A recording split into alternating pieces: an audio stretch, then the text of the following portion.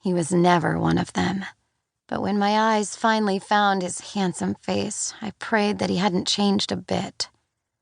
His jaw was just as square as the last time I saw it, his hair the same shade of dirty blonde, and I sighed a little when I was certain that his first year of football hadn't ruined his face in the least little bit. I pointed over the crowd to where he stood at the end of one of the beer pong tables and nudged Dylan. "That's Theo." Dylan pushed on my shoulders as she jumped in the air just a bit to get a better look. "That's Theo?" she said as she laughed. "As in, my best friend Theo is a Kappa. I want to surprise Theo at this party tonight? That fucking Theo?" I didn't take my eyes off him as I answered her. That would be the one. It had been exactly 360 days since Theo left our hometown for college. 360 days of text messages, at least 100 days of FaceTiming, and 354 days that I didn't get to touch him. He only came home from school for 6 days. Those 6 days felt like everything was exactly like it was before. I had my best friend back, the smell of his cologne wasn't a distant memory, and his hair still flopped over his forehead in a way that made my hand itch to brush it out of his handsome face. But those 6 days came and went in the blink of an eye, and then he was gone again.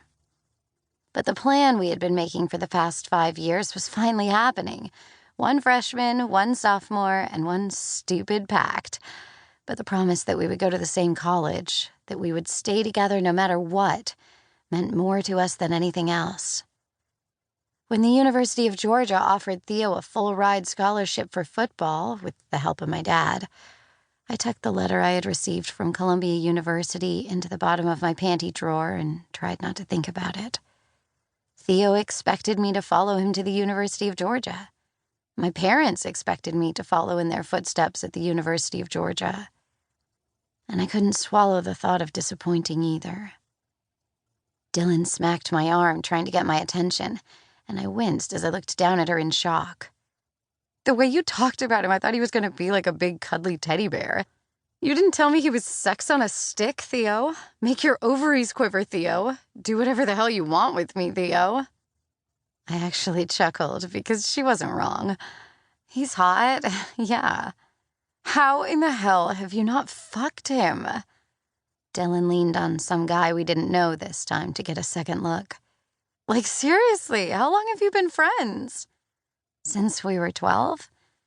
I watched as he threw a ball and sank it in one of the cups. He wasn't as hot back then. Actually, he was, but she didn't need to know that. And what, as he aged, your vagina shut down from his beauty? I rolled my eyes at her just as the party broke out in a loud cheer. I couldn't see a damn thing that was going on, but from the sound of things, the game was over, and people were clearly excited about the winner. All right. The crowd quieted a bit as a guy tried to talk over them. We have a new winner on table 2, Theo and Cam. The crowd cheered again. Do we have any new challengers? Hands shot up like crazy, but there was no way I wasn't getting in on this game. I clasped Dylan's hand in mine and jerked her forward as I squeezed through all the polo shirts. We want in, I called out as we finally pushed our way through the front of the crowd.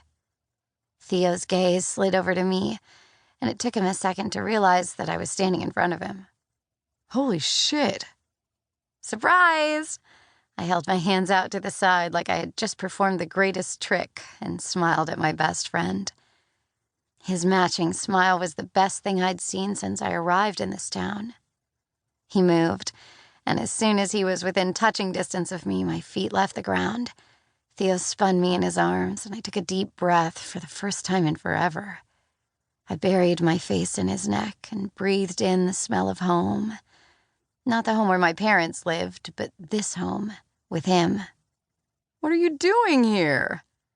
My feet had no chance of touching the ground as he squeezed me against him. I came a couple days early. My words reverberated against his skin. You should have called me. I would have come to you. He lowered me to the ground, my body pressing against his the entire time, and I blinked up at him. I could barely believe we were finally here. I'm here.